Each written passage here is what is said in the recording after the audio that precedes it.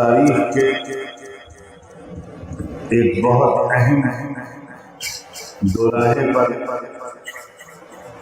इस वक्त हमारा देश खड़ा हुआ।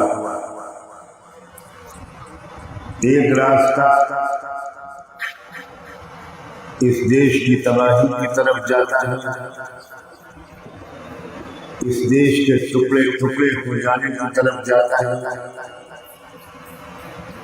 बंटवारे पर बंटवारा हो सकता है, नफरतों की आग हमारे देश को तबाह कर सकती है। धर्म के बुनियाद पर, जात पात की बुनियाद पर, भाषा की बुनियाद पर, इलाके की बुनियाद पर देश टुकड़े टुकड़े हो सकता है। हर एतबार से देश की तरक्की रुक सकती है। देश विदेशी ताकतों का फिर से गुलाम बन सकता है। और दूसरा रास्ता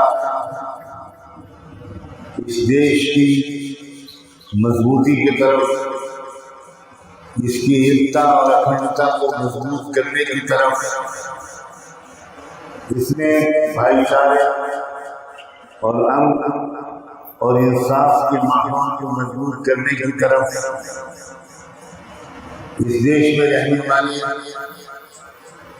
6000 से ज्यादा मुख्तलिफ समाजों के लोगों के दरमियान आपस में भरोसे और विश्वास के बढ़ने की तरफ एक रास्ता जाता है। एक रास्ता दिन ब दिन इस देश को लड़कियों और महिलाओं के लिए इंतहाई खतरनाक बनाता रहता है। एक बच्ची जब कॉलेज जाती है तो माँ बाप, खास तौर पर माँ का दिल दरसता रहता है कि पता नहीं शाम को वो बच्ची सही सारी वापस आएगी कि नहीं। हर तरफ भेड़िए घूम रहे हैं, गुंडों और उबाशों के हाथ में सत्ता का डंडा आ गया है। वो लोग जो छोटी बुद्धि के लोग हैं, छोटी अकल के लोग हैं, छोटी समझ के लोग हैं, छोटे दिल के लोग हैं, जिनके दिलों में कमियां हैं, नफरत के सिवा और कोई जुबान नहीं जानता, जो जोड़ने वाले लोग नहीं हैं, तोड़ने वाले हैं, जिन्होंने हजारों साल से इस देश के मूल निवासियों को, इस देश के असली बाशिंदों को, इस देश के आदिवासियों को और इस देश के असली बाशिंदों को, द्रविड़ियन नस्ल के लोगों को अपना गुलाम बना रखा था। जानवरों से ज्यादा बुरा सलूक इस देश में उन कौमों के साथ किया जाता है, किया जाता रहा है हजारों साल से, जिनको कोई शूद्र कहता है, कोई दलित कहता है, कोई आदिवासी कहता है, कोई अल्पसंख्यक कहता है। न जाने किन किन नामों से इस देश के असली बाशिंदों को, इस देश से सच्ची मोहब्बत करने वालों को, इस देश से मोहब्बत करने वालों को किन किन नामों से याद किया जा रहा है। नफरत फैलाने वाली फिल्में बनाई जा रही हैं, नफरत का प्रचार किया जा रहा है, नफरत का बाजार गर्म किया जा रहा है। रोज किसी लड़की, किसी डॉक्टर, किसी नर्स खबर आती है कि उसकी इज्जत लूटी गई, उसके साथ बलात्कार किया गया, उसको रेप किया गया और फिर गला घोट कर या गला घोट कर मौत के घाट कर दिया। और उसमें भी देश का मीडिया, देश के राजनीतिक हलके ये फर्क करते हैं कि जब बंगाल में एक हिंदू डॉक्टर के रेप किया जाता है और उसको कत्ल किया जाता है, उस पर पूरे देश में हंगामा होता है। मीडिया कई दिन तक उसी को इशू बनाए रखता है। लेकिन जब उत्तराखंड में एक नर्स जिसका नाम तस्मीर था और जो मुसलमान थी, उसको रेप किया जाता है और उसको भी मौत के घाट उतार दिया जाता है, तो पड़ोस वालों को भी खबर नहीं। अब इस जिंदगी और जानवर बने तक, इस हैवानियत तक, इंसानियत की इस पस्ती तक हमारा देश पहुंच चुका है।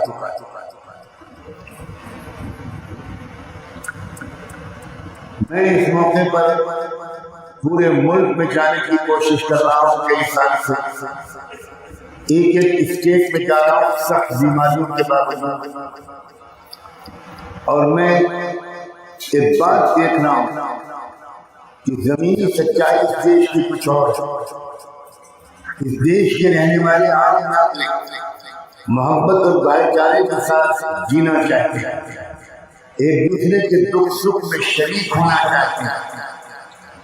मुस्लिम समाज ने पूरे मुल्क में, मुसलमानों ने कोरोना और कोविड-19 की बीमारी और वबा के फैलने के वक्त में अपनी इंसानियत का सुजूद किया था।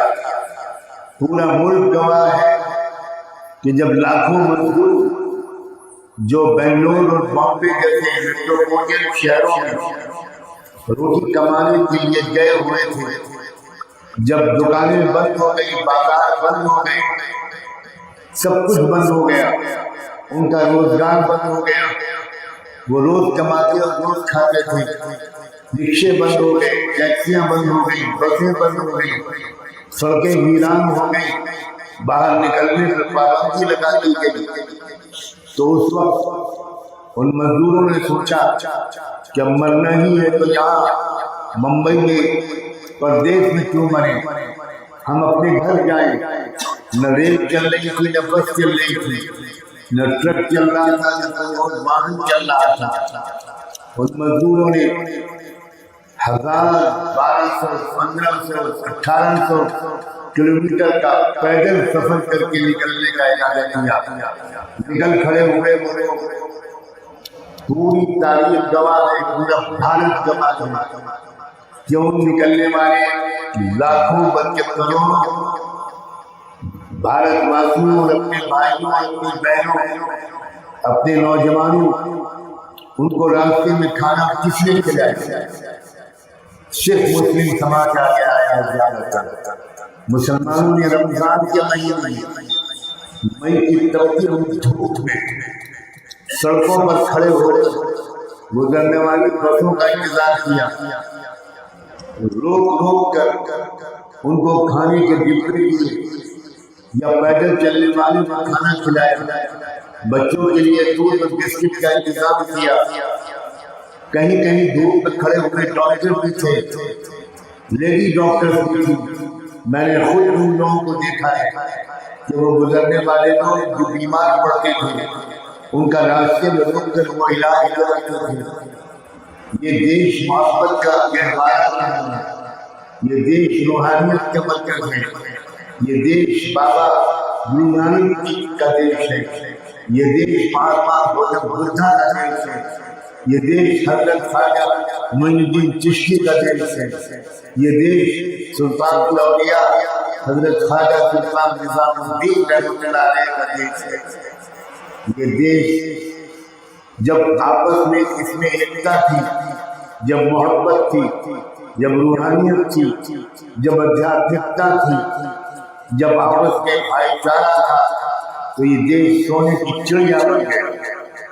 और इस चिड़िया को लूटने के लिए अंग्रेज समुद्र पार से आए और उन्होंने आकर यहाँ पर आपस में नफरत के बीज बोए और अपनी शादी की तैयारी की।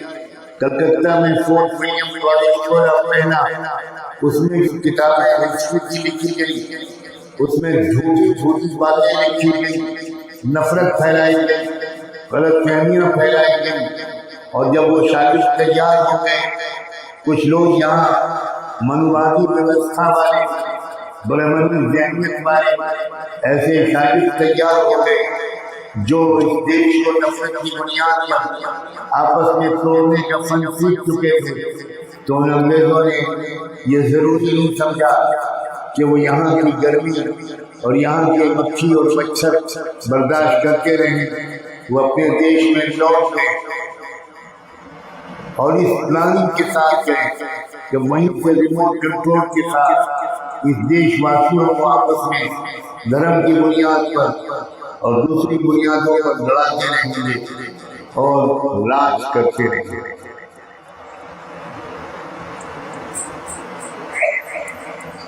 अगर यूरोप, बर्तानिया, इंग्लैंड सुपर पावर बना, अगर दुनिया का सबसे मालदार देश बना, तो मैं कसम खा के कहने को तैयार हूँ और चैलेंज देकर कहने को तैयार हूँ कि बर्तानिया जो मालदार बना वो भारत की लूटी हुई दौलत से बने।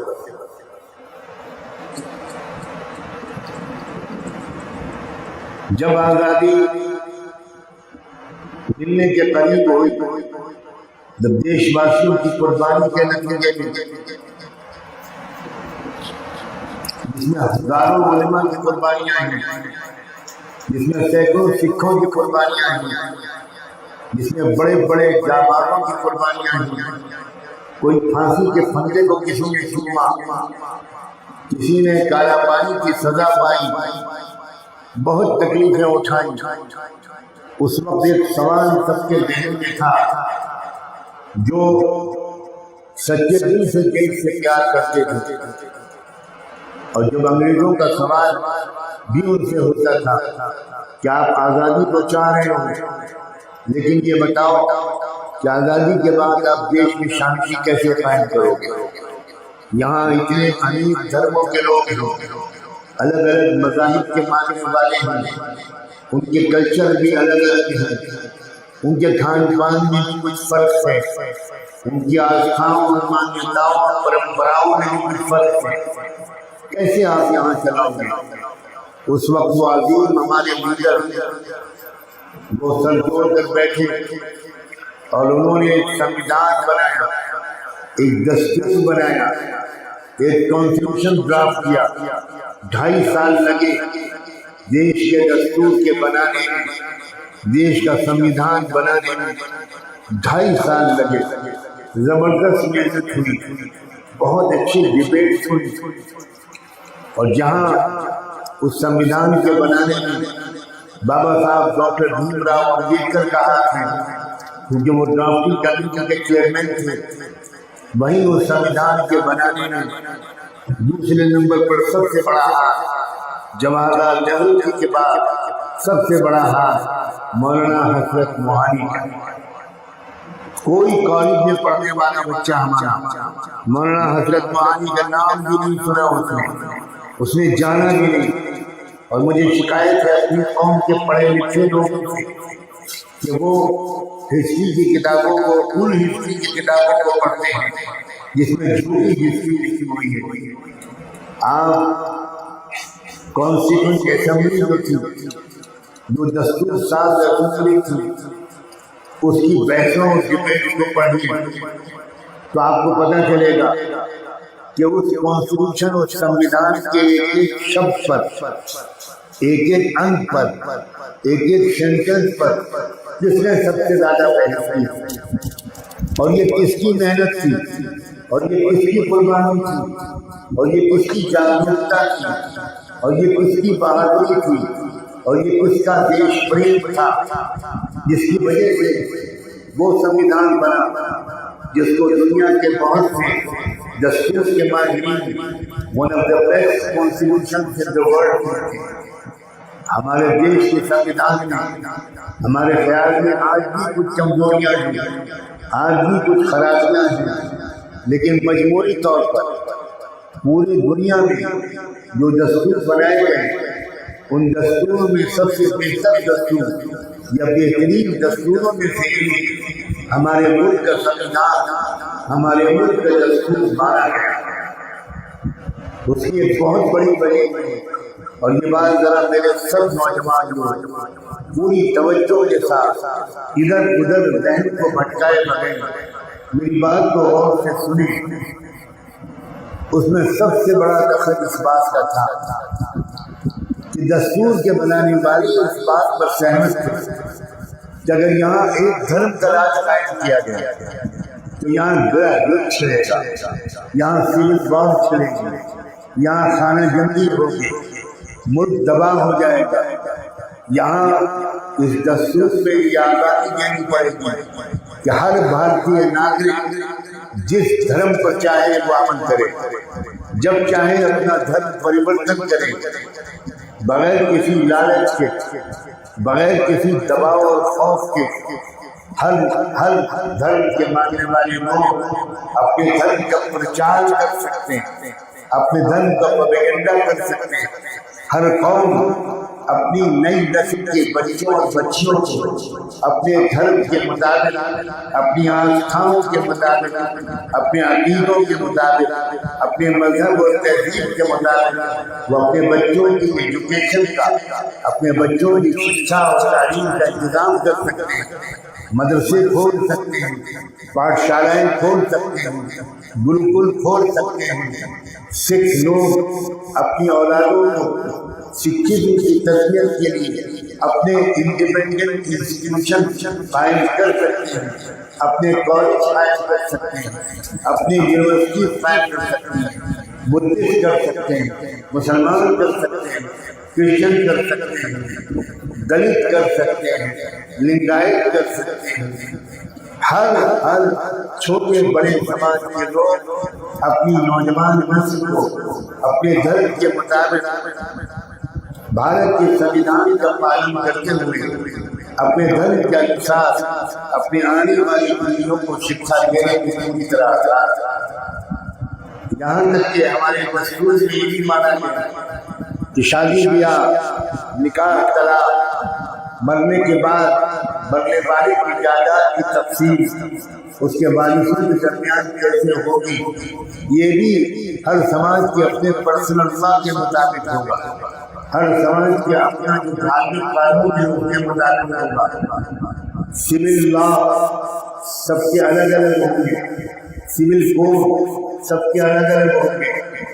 जो अपने जिस धर्म को मानता है उस धर्म की जो तालीमात हैं उस तालीमात के मुताबिक वो धर्म के मानने वाले अपने मरने वालों की जायदाद का बंटवारा कर सकते हैं।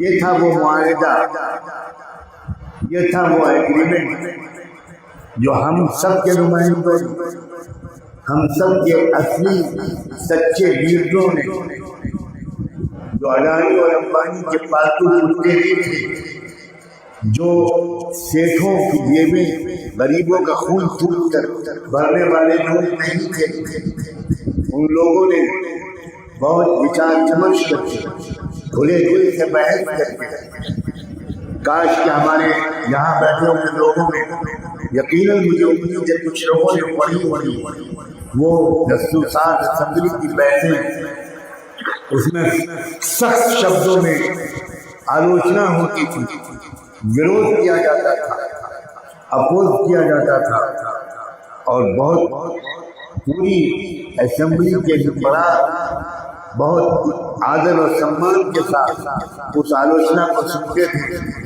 उस पर विचार विमर्श करते थे, तबादला ख्याल करते थे। उसके बाद उस दस्तूर के उस आर्टिकल को फाइनल किया जाता था।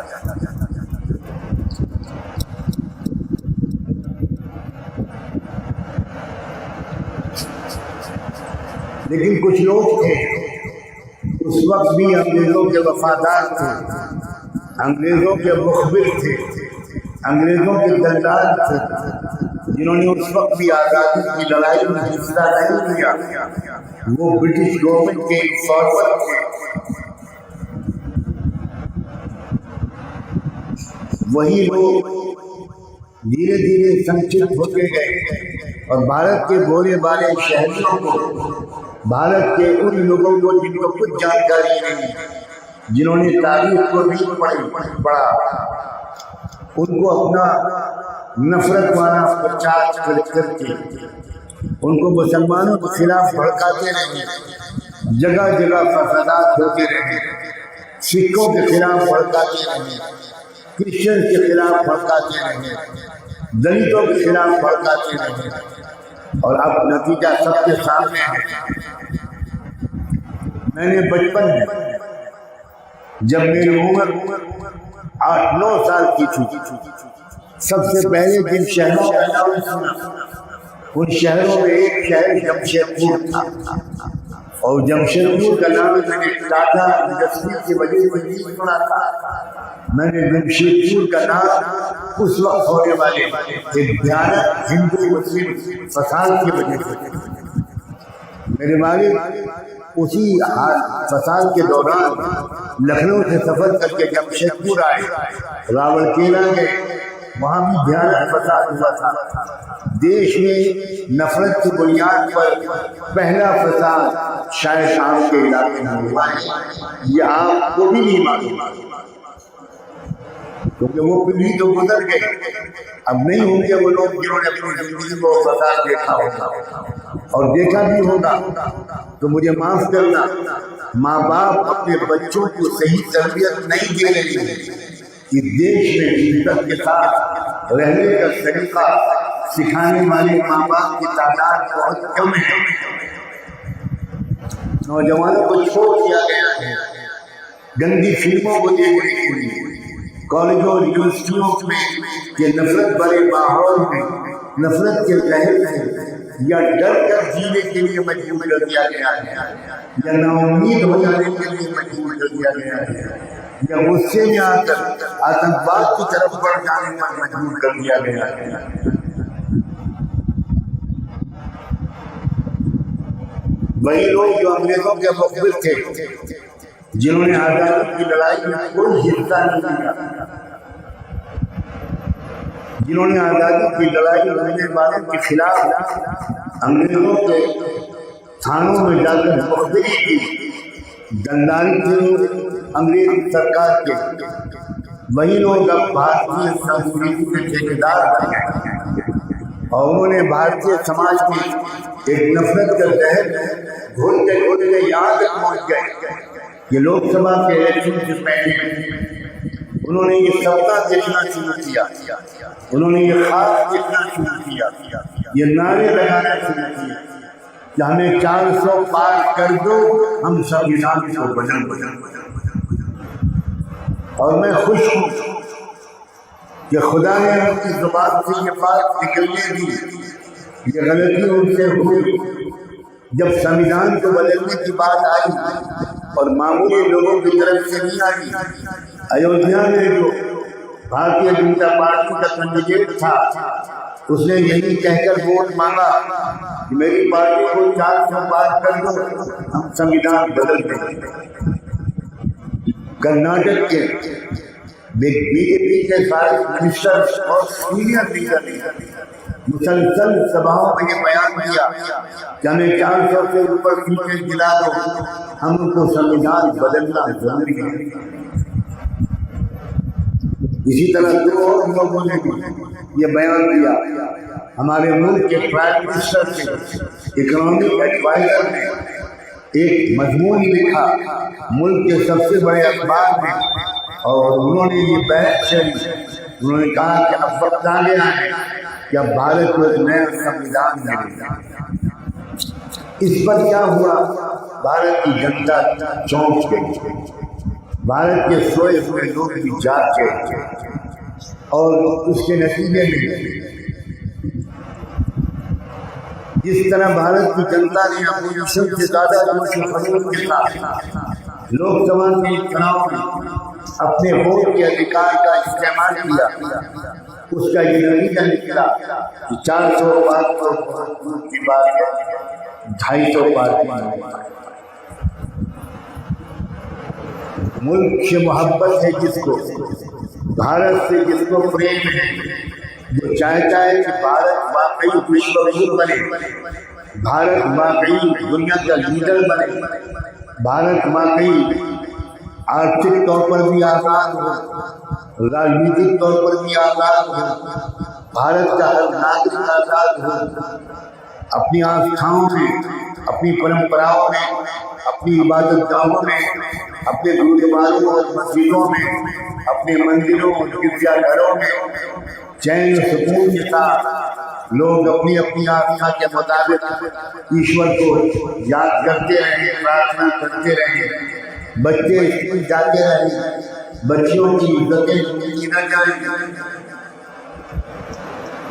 बर्बरिक तरीके पर मासूम बच्चियों का खून चूस कर और उनका गला रेत कर घोट कर उनको जवानी में मौत के घाट में उतारा जाए। अगर लोग चाहते हैं तो ये जो आइंदा चंद स्टेट का इलेक्शन होने वाला है, ये चंद स्टेट का इलेक्शन नहीं है। वो चाहे महाराष्ट्र का इलेक्शन हो, चाहे झारखंड का इलेक्शन हो, और वो चाहे हरियाणा का इलेक्शन हो, चाहे जम्मू कश्मीर का इलेक्शन हो, चारों स्टेट का इलेक्शन ये स्टेट का इलेक्शन नहीं है। इन चारों इलेक्शन के चारों स्टेट के इलेक्शन हम सब की जिम्मेदारी है। भारत से मोहब्बत करने वालों की जिम्मेदारी है, मर्दों और औरतों की जिम्मेदारी है, बूढ़ों और नौजवानों की जिम्मेदारी है, गरीबों और अमीरों की जिम्मेदारी है, हर समाज के शहरियों की जिम्मेदारी है कि हम इन इलेक्शनों में अपने अपने स्टेट में इन संप्रदाय, इन भारत को तोड़ने वाली शक्तियों को बुरी तरह हराएं, इनको शिकस्त दें, इनकी कमर तोड़ें, इनकी हिम्मत पस्त हो और भारत को जोड़ने वाली शक्तियां आगे बढ़े।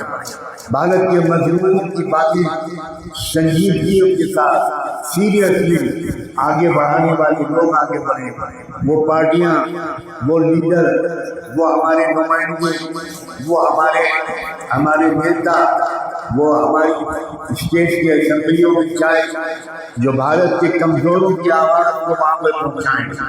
वक्त आ गया है कि भारत के मजलूम तबकात के लोग अब तक जो कुछ संघर्ष अलग अलग कर रहे थे, वक्त आ गया है कि आपको इकट्ठा होकर संघर्ष करें। मुसलमान भी अलग अलग कर रहे थे, दलित समाज के लोग भी अलग अलग कर रहे थे, आदिवासी समाज के लोग भी अलग अलग कर रहे थे, सिख समाज के लोग भी अलग अलग कर रहे थे, क्रिश्चियन समाज के लोग भी अलग अलग कर रहे थे। बल्कि क्रिश्चियन तो संघर्ष कर ही नहीं रहे। क्रिश्चियन की पॉलिसी ये थी कि हमको झंझट में नहीं पड़ना, हमें तो स्कूल, कॉलेज और अस्पताल, हमें हर जगह खोलकर राज करना है। जितने जज बनेंगे उसमें से 80% हमारे स्कूलों के पढ़े हुए होंगे, जितने IAS ऑफिसर बनेंगे वो हमारे स्कूलों के पढ़े हुए बच्चे होंगे, कितने IPS बनेंगे वो हमारे स्कूलों के पढ़े हुए बच्चे होंगे, जितने मीडिया में जाएंगे वो हमारे स्कूलों के पढ़े हुए बच्चे होंगे। तो हमें किसी से कोई खतरा नहीं है। लेकिन वो पहचान नहीं पाए। मैं उन लोगों में से जो क्रिश्चियन बहुत बड़े बड़े लीडरों से मिलकर मैं समझा रहा था कि आप अभी पहचान नहीं पा रहे, आपकी बारी आने वाली है। आप खुदा के लिए गुरु गोलवालकर की जो RSS के बानी थे, जो असल में वो दिमाग है जिसने गोपी हमारे देश में खोली है, बाटी है। गोलवालकर की किताब पढ़िए, 2 किताबें जो पढ़े लिखे लोग हैं, मैं खुदा का हवाला देकर उनसे कहता हूँ, आप समाजी व्यवस्था के बदलने के लिए उठे तो आपकी नॉलेज की मजबूत होनी चाहिए। आपको 4-6 दूसरे बोलकर भाषण देने का आदमी नहीं बनना चाहिए, आपको बहुत पढ़ना चाहिए। आप 10 लाख शब्द पढ़ेंगे तब आप 1000 शब्द नहीं बोल पाएंगे। Be the nation who defines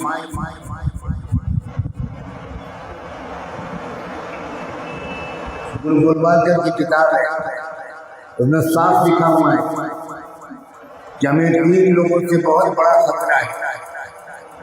एक मुसलमानों से, एक क्रिश्चियन से, एक कम्युनिस्ट लोगों से, लेफ्टिस्ट लोग। मिनिस्ट्री का लोग तो धीरे धीरे खत्म हो गया, कम हो गया। क्रिश्चियन बड़े मुतमईन थे और ये गलत था उनका फैसला। मणिपुर में इस तरह क्रिश्चियन के साथ अत्याचार हुआ, जिस तरह 250-300 चर्चेस को जलाया गया, जिस तरह क्रिश्चियन लड़कियों को नंगा करके नंगा अवस्था में उनको परेड कराई गई है और उनका वीडियो बनाया गया है और उनके प्राइवेट पार्ट्स के साथ चलते फिरते सड़क पर छेड़छाड़ की गई है। इतनी जिल्लत मेरे पास अल्फाज नहीं है अपनी उन भारतीय बच्चियों की हमदर्दी जाहिर करने के लिए। इसीलिए मैं खुद मणिपुर भी गया। मैं पूरे देश में लोकसभा के इलेक्शन से पहले जहाँ जहाँ तक जा सका अपनी बीमार हालत के बावजूद अपने मालिक के कर्म से, उसकी दी हुई हिम्मत से मैं 12 के करीब सूबों में गया।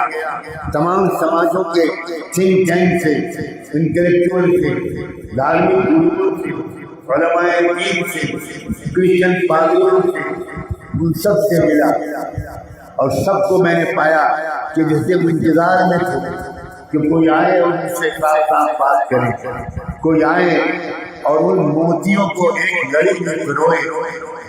मैं आपके पास यहाँ जो आया हूँ ये कहने के लिए आया हूँ कि झारखंड वालों के पास एक हिस्टोरिकल मौका आपके आने वाले चुनाव में आ रहा है।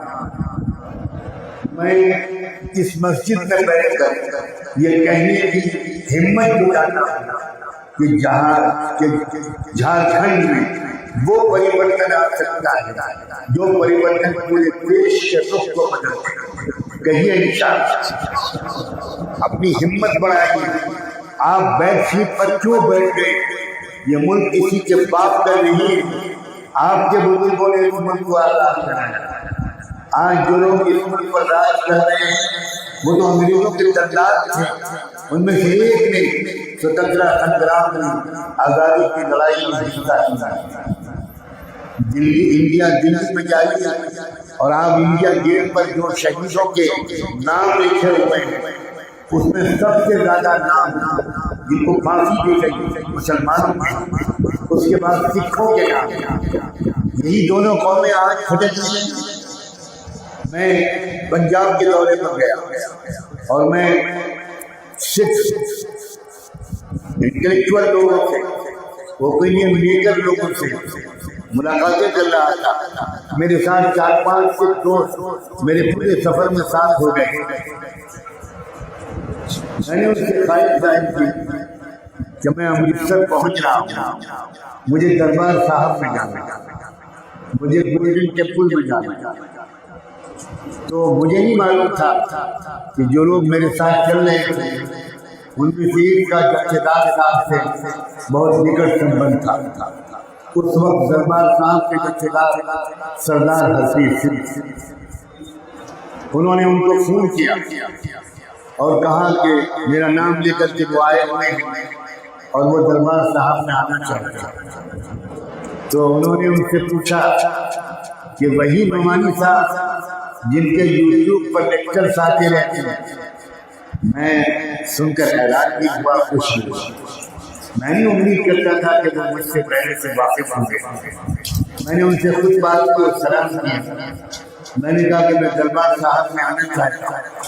मैंने बाबा गुरु नानक की हिस्ट्री पढ़ी, मैंने मरदान साहब की हिस्ट्री पढ़ी, मरदाना साहब की हिस्ट्री पढ़ी, मैंने की हिस्ट्री पढ़ी। मैं जानता हूँ बाबा गुरु नानक के अकीदे क्या थे, बाबा गुरु नानक का असल मजहब क्या था। बाबा गुरु नानक को रहमत दो आलम खातिमुन नबिय्यीन सय्यदना मुहम्मद रसूलुल्लाह सल्लल्लाहु अलैहि वसल्लम से कितना इश्क था। बाबा गुरु नानक मूर्ति पूजा के कितने खिलाफ थे। वही अल्लाह ला शरीक बंदगी के कितने बड़े कायल और गाइड थे। मैं पढ़ चुका हूँ। तो उन्होंने कहा कि नुमानी साहब आप मुझसे मिलने नहीं आएंगे, मैं आपसे मिलने आऊँगा। मैंने कहा मुझे दरबार साहब आना ही है, मैं अमृतसर आऊँ और दरबार साहब साहब बाबा जाऊँ, मुझसे नहीं होगा।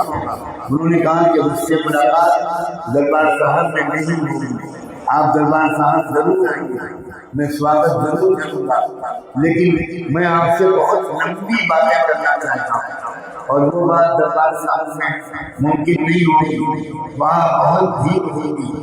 अकेले में मैं आपसे बात करना चाहता हूँ। आप मेरे घर आ जाएंगे।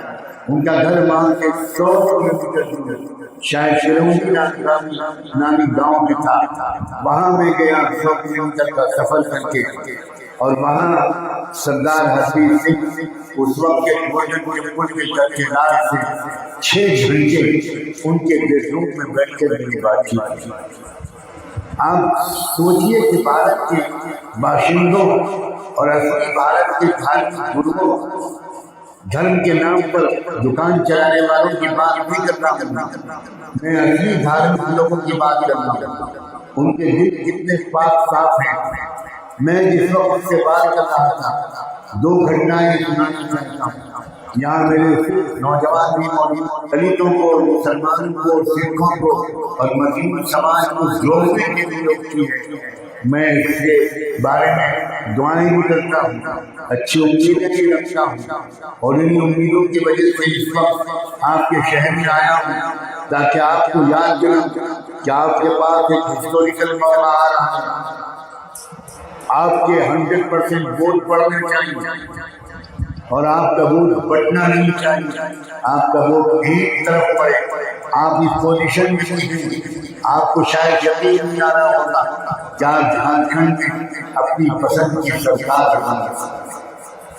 मैं पूरे विश्लेषण के बाद, पूरे एनालिसिस के बाद, कितनी सीटें हैं झारखंड में, वहाँ समीकरण क्या है, कितने मुसलमान हैं और कितने शेड्यूल कास्ट के लोग हैं और कितने आदिवासी हैं और कितने सिख हैं, उस सब का डिटेल एनालिसिस के बाद यहाँ तक कह रहा हूँ कि आपके नुमाइंदे असेंबली ही नहीं हो सकता है कि आइंदा की कैबिनेट में वो मंत्री बनाए जाए, उनके बगैर सरकार बन न पाए। आप किंग मेकर बन जाए, अपनी ताकत को पहचानिए, भोलेपन से निकलिए, बेवकूफ बनना छोड़ दीजिए। सरदार हरदीप सिंह से मैं जब गुफ्तगू कर रहा था तो उन्होंने मुझे रोक कर पूछा 1-1.5 घंटे की गुफ्तगू के बाद कि नुमानी साहब आपकी एजुकेशन कहाँ है, आपने कहाँ पढ़ा? मैंने कहा कि भाई साहब ये बताइए कि ये सवाल आप मुझसे क्यों कर रहे हैं? आज तक मुझसे किसी ने ऐसा सवाल किया हो, ऐसा मुझे याद नहीं है। उन्होंने कहा कि बात अजीब है, आप हिंदी बोल रहे, आप उर्दू बोल रहे, आप फारसी के अठार सुना रहे हैं, आप अंग्रेजी बोल रहे, आपने संस्कृत के कुछ श्लोक और मंत्र भी सुनाए, ये कहाँ आपने शिक्षा पाई? मैंने उनको बताया कि मैं लखनऊ में पैदा हुआ हूँ, अब तो मैं लखनऊ में नहीं रहता। लखनऊ में एक इंटरनेशनल इस्लामिक इदारा है, दारुल उलूम देवबंद उलमा, मैंने वहीं पढ़ा है, अरबी वहीं पढ़ी, फारसी वहीं पढ़ी और अंग्रेजी भी वहीं पढ़ी, हिंदी भी वहीं पढ़ी। मैंने किसी स्कूल में 1 घंटे के लिए भी कभी नहीं गया। उसके बाद फिर मैंने देवबंद में पढ़ा, फिर मैंने अलीगढ़ में खुद थोड़ा पढ़ा, उसके बाद मैं मदीने चला गया। मैं मुसलमानों को तुमको बताना ही चाहता हूँ, जब मदीने का नाम मेरी जुबान पर आया तो वो सरदार हरदीप सिंह एकदम से कुर्सी छोड़ कर बड़े अदब के साथ, बहुत एहतराम के साथ और बड़े अजीब अंदाज से उन्होंने मुझसे पूछा, आप मदीना गए? आप मदीना गए? आप मदीना गए? कोई आशिक रसूल का जो हाल होता वो अल्लाह के उस बंदे का हाल हुआ। वो जहाँ हो अल्लाह उनको इज्जत के साथ रखे। थोड़ी देर के बाद उन्होंने पूछा कि मक्का शरीफ, आप मक्का शरीफ में गए होंगे? मैंने कहा हर महीने हम चंद स्टूडेंट्स मदीने से मक्का उम्रा करने के लिए जाते थे। मैं उस वक्त यंग था तो मेरे लिए मुश्किल थी, बस मक्का शरीफ का नाम सुनते ही पूरी दुनिया के तमाम सिखों के सबसे बड़ी धार्मिक पेशवा कुर्सी छोड़कर जमीन पर गए और उनकी आंखों में आंसू निकल आए। कहने लगे आप कितने लकी हैं, कितने खुशनसीब हैं, क्या Medina Mecca Medina Mecca Medina Mecca कितने साल मेरे तकलीफ में। तो बस क्या बताऊं उनका क्या हाल।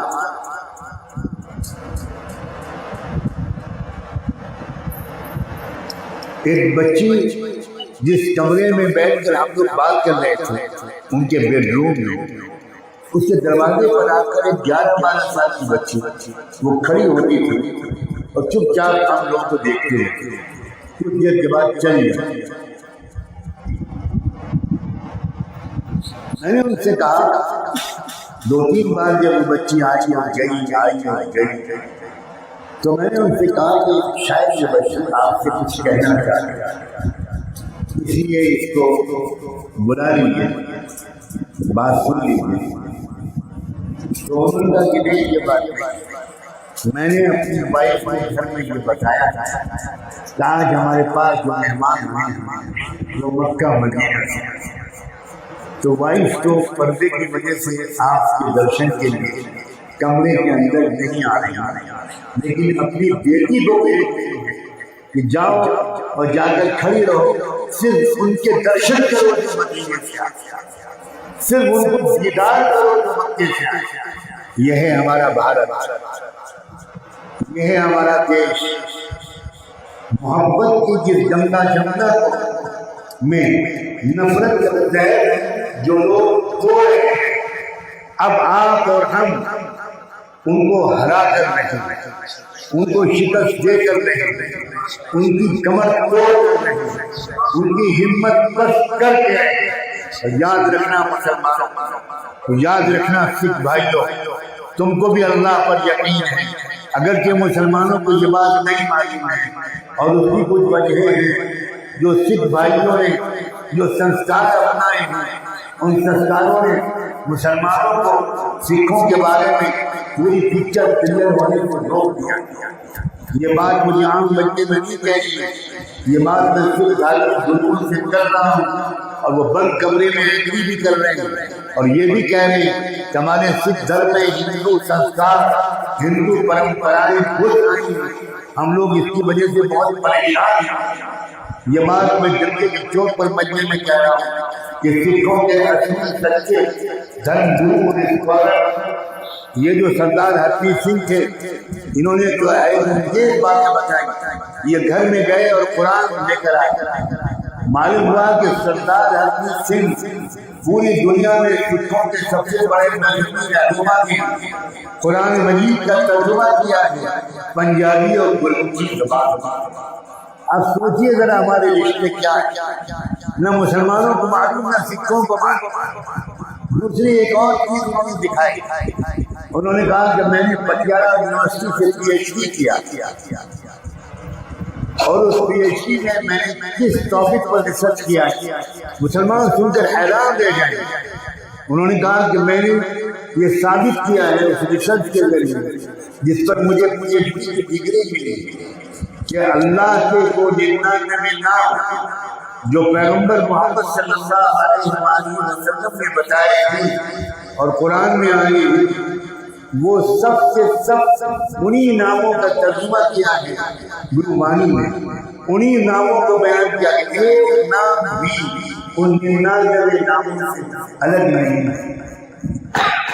इतने मजबूत रिश्ते उन समाजों में हों, इतने मजबूत रिश्ते जिनकी आस्थाओं में हों, जिनकी परंपराओं में हों, जिनकी रीत रिवाज में हों, जिनके पुरखों पूर्वजों के दरमियान में हों, जिनकी हिस्ट्री में हो, आज उनके मानने वाले क्या मुसलमान और क्या सिख बिल्कुल नावाकिफ। क्यों? इसलिए कि इस देश की सरकारों ने हिस्ट्री गलत पढ़ाई, झूठी पढ़ाई, हिस्ट्री में सच नहीं पढ़ाया, हिस्ट्री में सत्य को उजागर नहीं किया, हिस्ट्री को तोड़ मरोड़ कर बनाया, ताकि लोग लड़ें, एक दूसरे पर शक करें। लिखा गया कि मुसलमान बादशाहों ने मंदिर तोड़कर मस्जिदें बनवाई। इससे बढ़कर आसमान के नीचे कोई झूठ नहीं हो सकता, कोई और नहीं। विशंबरनाथ पांडे जी एक ब्राह्मण उड़ीसा के आपके पड़ोस के स्टेट के पूर्व governor, member of parliament, senior most Gandhian, उन्होंने रिसर्च किया, मोटी किताब छापी और उन्होंने साबित किया है कि भारत के हजारों मंदिरों को और दूसरे मुस्लिम बादशाहों ने दान अपनी जमीनें दी है सरकार, उनके लिए बाकायदा वजीफा जारी किया। ये आपस में लड़ाई की साजिशें जब भी की है, एक ही समुदाय में एक जात के लोग जो विदेशी हैं, जिनका डीएनए साबित करता है कि वो इस देश के मूल निवासी नहीं है, यानी ब्राह्मण, उन्होंने इस देश के रहने वालों को, सिखों को, मुसलमानों को, हिंदुओं को लड़वाया।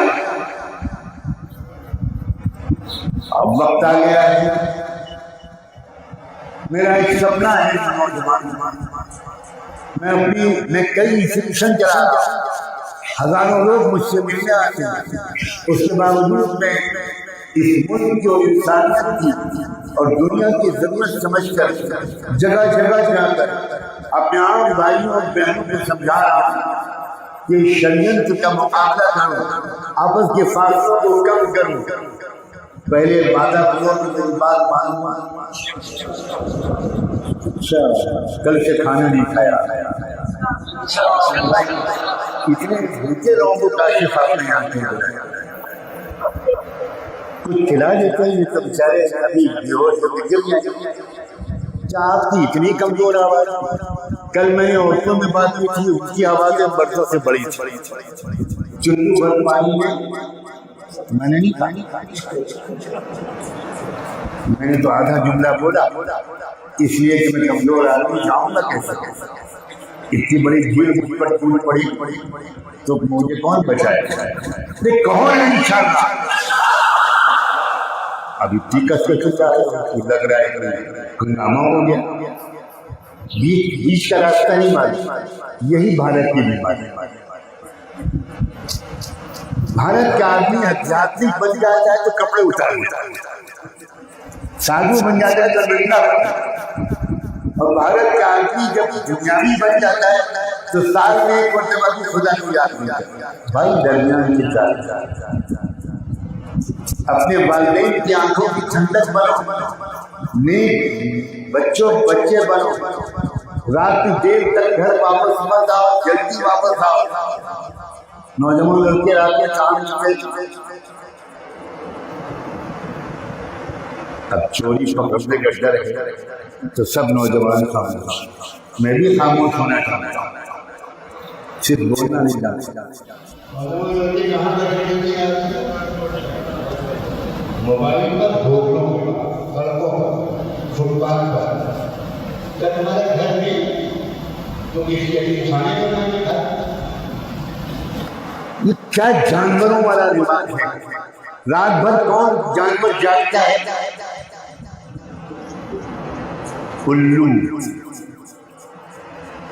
काफी मालूमात, जनरल नॉलेज बहुत अच्छी है। एक और जानवर जो रात भर घूमता है और तहज्जुद के वक्त सोता है।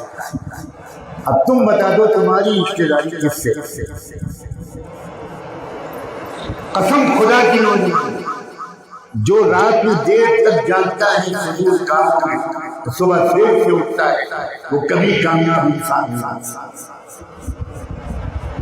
कभी बड़ा आदमी नहीं बन सकता, कभी कैरेक्टर उसका बढ़ नहीं सकता, कभी उसकी मेमोरी बढ़ती नहीं हो सकती। आज हर चौथा नौजवान दुआ के लिए कहता है मुझे याद ही नहीं करता। क्यों नहीं याद होता? तुम्हारे सोने और जागने का वक्त गलत है, तुम्हारे मोबाइल का इस्तेमाल बहुत खराब है, बहुत खराब है, बहुत खराब। अब तुम मोबाइल को इस्तेमाल नहीं कर रहे हो, मोबाइल तुमको इस्तेमाल। तुम्हारे कैरेक्टर गंदा, तुम्हारी आंखें खराब हो गई, तुम्हारी सेहत खराब हो गई, तुम जवानी में बूढ़े हो गए। अपनी पूरी जिंदगी को एक बड़े मिशन से जोड़ो और 24 घंटे का एक टाइम टेबल बनाओ। उस टाइम टेबल को फेथफुली और स्ट्रिक्टली फॉलो करो।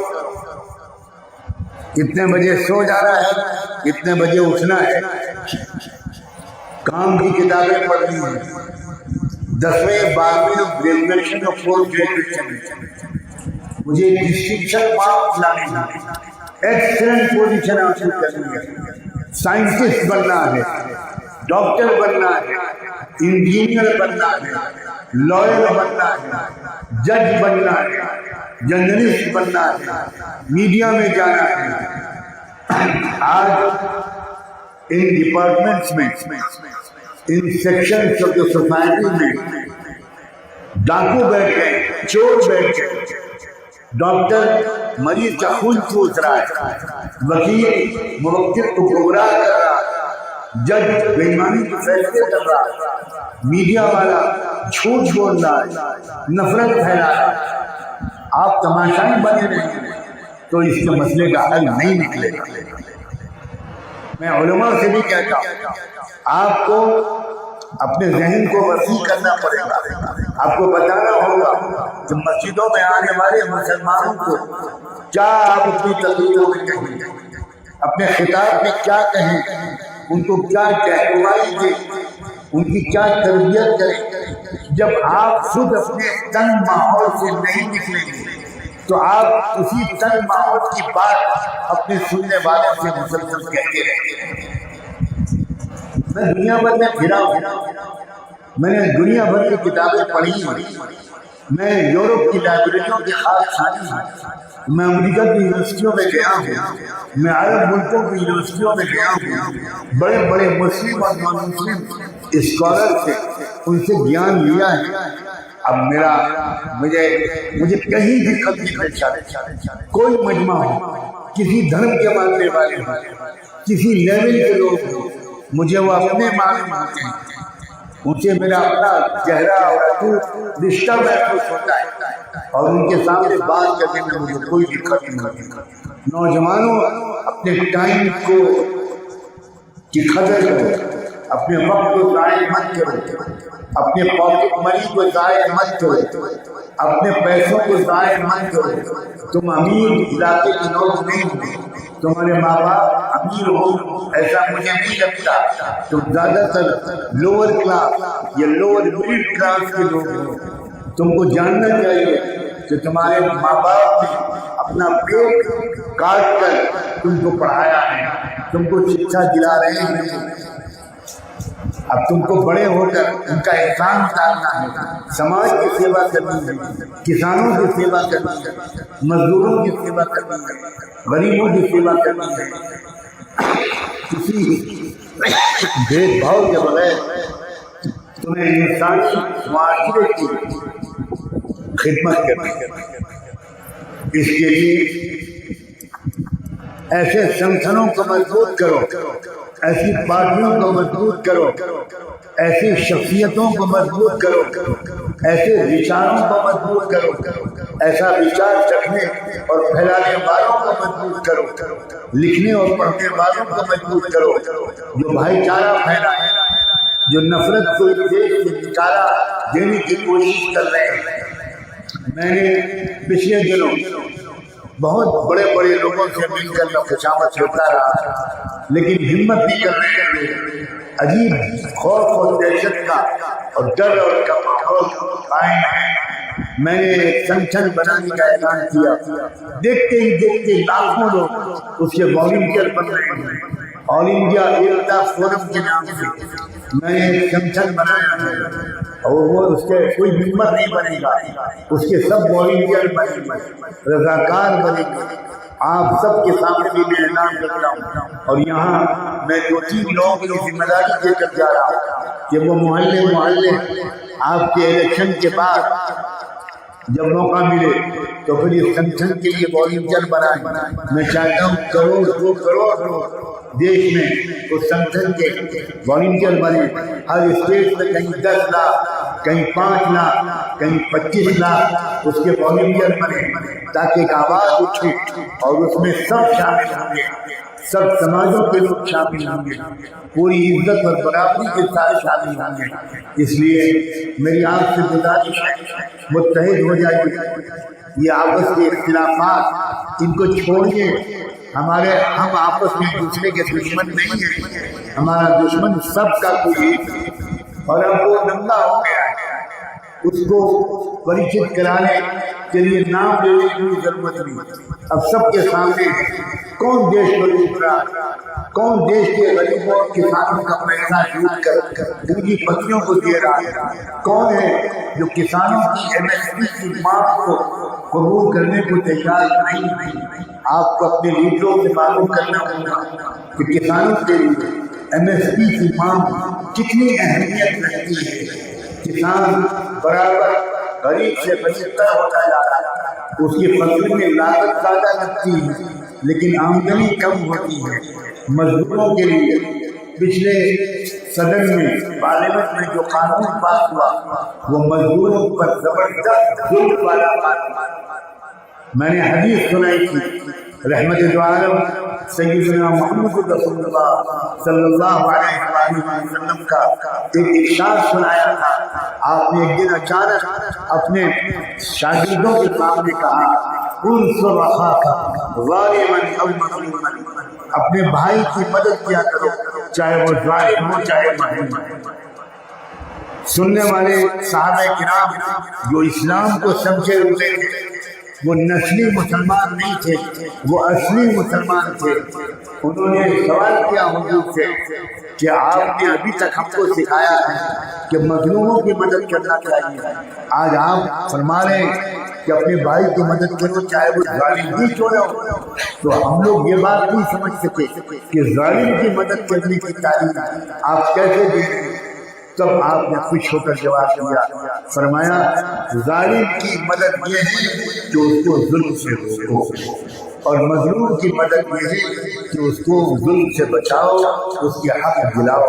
हमारे देश में जालिम कौन है, मजलूम कौन है, ये बिल्कुल अब साफ हो गया है। बिल्कुल जो लोग दिल्ली की सरकार में बैठे हैं, जो नागपुर से जो संस्था चला रहे हैं, जो संगठन चल रहा है, ये जालिमों के सरदार और पूरे मुल्क की मेजॉरिटी, पूरी मुल्क का बहुजन समाज, पूरे मुल्क की बहुमत आबादी ये दरअसल मजबूत है। आपके शहर में और आपके सूबे में इस बात के इम्कानात हैं कि ये बहुजन समाज ये इकट्ठा हो, ये दलित और मुसलमान और सिख और ईसाई ये सब इकट्ठा हो, और जो ट्राइबल लोग यहाँ रहते हैं वो इकट्ठा हो, जो आदिवासी हैं वो इकट्ठा हो, और इकट्ठा होकर वो जूते में दाग दबा दें, बल्कि वो सबको इंसाफ दिलाएगा। ये मौका आपको मिला हुआ, शायद आपको खुद अपनी अहमियत का एहसास नहीं है।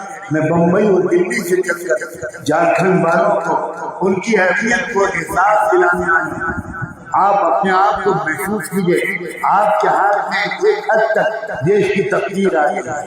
अगर आपने समझदारी को सबूत दिया, पॉलिटिकल अवेयरनेस को सबूत दिया, समाजी भाईचारे का सबूत दिया, तो आप एक ऐसा इतिहास यहाँ पर लिखेंगे जिसके असर देश के दूसरे इलाकों में पहुंचेंगे। इसी डर के मारे अभी आपके स्टेट के इलेक्शन की तारीख का ऐलान नहीं किया जा रहा। वो कोशिश कर रहे हैं कि आप क्या तोड़ फोड़ करें और खरीदो फरोख्त करें, और एक बुढ़ा मिल के गया बारे बड़े बड़ा चंद दिन बाकी थे, कुछ देश काफी दिशा चले जाते, मगर एक बार वो कुर्सी पर बैठ जाता है, उसके मुंह में आगे क्या, उसको नमक का जायका लग जाता है। अब वो बुढ़ापे में सोचता है यहाँ 2-4 करोड़ मिल जाए तो भैया हमारी औलादें खाएंगी। और दिल्ली में भीड़ लगी बकरा मंडी, पूरे मुल्क से बकरी बुलाई जाती है फ्लाइट से, ऑनरेबल बकरी वो फ्लाइट से आती है और वो कहीं जाते हैं और मंडी में अपने दाम लगाते हैं। उधर से कहा जाता है 50 लोग मिल जाएंगे, आ जाओ हमारी पार्टी में। वो कहते हैं ये सरकार 200 करोड़ के बुढ़ापे पर दीजिए, 1200 नहीं 100 करोड़ मिलेंगे। ये सरकार 200 करोड़ से कम में काम नहीं। वो कहते हैं ठीक है 50 करोड़ अभी मिल जाएंगे और इलेक्शन के बाद 150 करोड़ बड़े मियाँ बड़े खुश वापस यहाँ के पता चला कुछ नहीं मिलने पाए। अब नहीं घर के रहे वाहे बड़े क्या तुम लोग इतने ना समझ, तुम लोग इतने बेखबर, तुम जवानों को बूढ़ा बना तो बूढ़ा तो है ये बूढ़ा नहीं समझे मेरे इशारे। अल्लाह वाले लोग सब उतने अभी आसमान से, कोई 5वें कोई छठे, कोई हजरत जिब्रील का पोता है, कोई हजरत इब्राहिम का नवासा है। मस्जिद में कभी आपने ये बयान को सुना? कि तुम्हें शुक्रगुजार देता हूँ इस मस्जिद की इंतजामिया तो उसने इतने बड़े मजमे में दावत दी और इस्लाम के रूह पर बयान करने की इजाजत दी। मुल्क को जुल्म से बचाना, इंसानियत को जुल्म से बचाना, कमजोरों की मदद करना, जालिमों के खिलाफ आवाज बुलंद करना, ये इस्लाम की रूह, ये इस्लाम का एक मकसद है। कुर्ता पजामा टोपी से कोई मुसलमान नहीं होता। नमाज पढ़ो, ज़कात दो, हज अदा करो, रोजे रखो, गरीबों की खिदमत करो और समाज में इंसाफ का निज़ाम को कायम करो। इंसाफ से निज़ाम को कायम करो, मजलूमों की मदद करो, जालिम को जुल्म से रोको। इसके बगैर कोई बुरा मुसलमान नहीं हो सकता। कुरान मजीद की एक आयत जिसमें ये तक फरमाया गया, लक़द रसलना मैंने ये आयत पढ़ी थी कि अल्लाह ने फरमाया कि हमने जितनी किताबें उतारी और जितने पैगंबर भेजे उन सब किताबों और पैगंबरों के भेजने का एक मकसद ये भी था ताकि लोग इंसाफ से निज़ाम को कायम करें। तो ये मकसद है, वो है इस्लाम की। आप तहज्जुद भी पढ़ते रहो लेकिन जुल्म के तमाशाई बने रहो, जुल्म को रोकने की कोई कोशिश न करो, जालिम का हाथ पकड़ने की कोशिश न करो, मजलूम की मदद करने की कोशिश न करो। आपका इस्लाम अधूरा रहेगा। इसलिए कुरान के अल्फाज में आखिरी बात कहकर अपनी बात को मुकम्मल करता हूँ। या अय्युहल्लज़ीना आमनू उदखुलू फ़िस्सिल्मी काफ़्फ़तन, ऐ ईमान वालों पूरे के पूरे इस्लाम में जा सकते। तुम अभी आगे इस्लाम पर अमल करो, तुम अभी 5% इस्लाम पर अमल करो। शादियों में फजूल खर्चियां मत करो, नंगापन मत करो, अपनी बहनों को बापर्दा बनाओ, खुद शराफत और पाकीज़ा किरदार इख्तियार करो, अपनी आंखों को गंदा मत करो, अपने दिल और दिमाग को नापाक मत करो, अपने वक्त को ज़ाया मत करो, आला तालीम हासिल करो, अपने माँ बाप की खिदमत करके रोज़ाना उनकी दुआएं करो, 5 वक्त की नमाज मुसलमान जमात से पढ़े, रोज़ाना कुरान की तिलावत करें और कम से कम 3 आयतें कुरान की तर्जुमे के साथ पढ़ें ताकि समझ में तो आए उनको कि अल्लाह ने उनसे कुरान में क्या कहा है। मुझे उम्मीद है कि आप मजबूत वादा करेंगे। आप मस्जिद में बैठे हुए मुझसे वादा नहीं कीजिए, अल्लाह से वादा कीजिए और अल्लाह के वादे की नियत से अगर कहने की हिम्मत कर सके तब कहिए इंशाअल्लाह। उम्मीद है कि आपने सच्चे दिल से कहा होगा और इसको आज ही रात से शुरू कर देंगे, वरना नारा हो जाएगा, फिर भूल जाएंगे। आप नई जिंदगी शुरू कीजिए, जिंदगी में नया मोह लीजिए, शराफत का, पाकदानी का, इल्म का, समझदारी का, हौसलामंदी का, बहादुरी का, खैरखाई का, सखावत का, गरीब नवाजी और गरीब परवरिश का, पड़ोसियों के साथ अच्छे से अच्छे सलूक का। इस्लाम को इसकी भी इजाजत नहीं देता कि आप अपने घर का कचरा बाहर फेंकें। इस्लाम इसकी भी इजाजत नहीं देता कि आप थूकें सड़क पर। इस्लाम में सड़क पर थूकना भी गुनाह है। लोगों, मुसलमानों, तुमने इस्लाम को कुत्ता पजामा टोपी और दाढ़ी तक महसूस किया, बहुत आगे बढ़े तो नमाज को समझा। इसीलिए दुनिया की दूसरी कौमें इस्लाम को नहीं पहचान पा रही। तुम ये उम्मीद मत करो कि दुनिया के नॉन मुस्लिम वो कुरान पढ़कर इस्लाम को समझेगी। वो तुम्हें देखकर इस्लाम के बारे में राय करते हैं। पहले में जो इस्लाम फैला था वो तकरीरों से नहीं फैला था, लिटरेचर से नहीं फैला था। मुसलमान मर्दों, औरतों, नौजवानों, ताजिरों, मुलाजिमों, मजदूरों, किसानों, उन सब के कैरेक्टर को देखकर इस्लाम फैला था। आओ एक बार फिर अल्लाह के हुजूर में तौबा करें, एक नई जिंदगी शुरू करने का फैसला करें। जिस जिंदगी में सियासी समझदारी भी हो, अल्लाह की बंदगी भी हो, इबादत भी हो, उसमें अखलाक भी हो, साफ मामला भी हो, हर एक इंसान की इज्जत भी हो, और देश से मोहब्बत और मुल्क से वफादारी और मुल्क की हर पहलू से तरक्की की वो खुलूस तमन्ना और उसके मुसलसल कोशिश भी हो। मैं आखिर में बहुत शुक्रगुजार हूँ उन तमाम लोगों का जिन्होंने आज ये मौका फराहम किया। आप सबका जो इतनी बड़ी तादाद में यहाँ आए और एक इत्तेहाद का माहौल बनाया, एक भाईचारे का माहौल बनाया। अपने सिख नौजवानों को देखकर मुझे सबसे ज्यादा इस बात की खुशी हुई। मैं देख रहा हूँ पंजाब में मुझे हर कुछ दिन के बाद बुलाया जाता है और वहाँ के सिख दोस्त मुझे बुलाते हैं, ये कहकर ये नुमानी साहब ये मस्जिद थी जिसमें हमने गुरुद्वारा बना दिया था बंटवारे के वक्त में, अब हम प्रायश्चित करना चाहते हैं, हम गुरुद्वारा हटा रहे हैं, यहाँ पर फिर से मस्जिद कायम होगी। आप आ जाइए और यहाँ मुसलमानों को संबोधित करेंगे। हम लोग सब इंतजाम करेंगे, नाश्ते खाने का इंतजाम सिर्फ भाई ने किया और गुरुद्वारे को जगह वापस आ रहे हैं। ये देश अब नफरत का रास्ता छोड़कर मोहब्बत का रास्ता इख्तियार करना चाहता है। आपकी मदद की जरूरत है, आपके सहारे की जरूरत है। मैं एक बार फिर इस उम्मीद के साथ रुखसत होता हूँ कि जमशेदपुर और झारखंड एक लीडिंग रोल प्ले करेगा और देश को एक रास्ता दिखाएगा। वो आखिर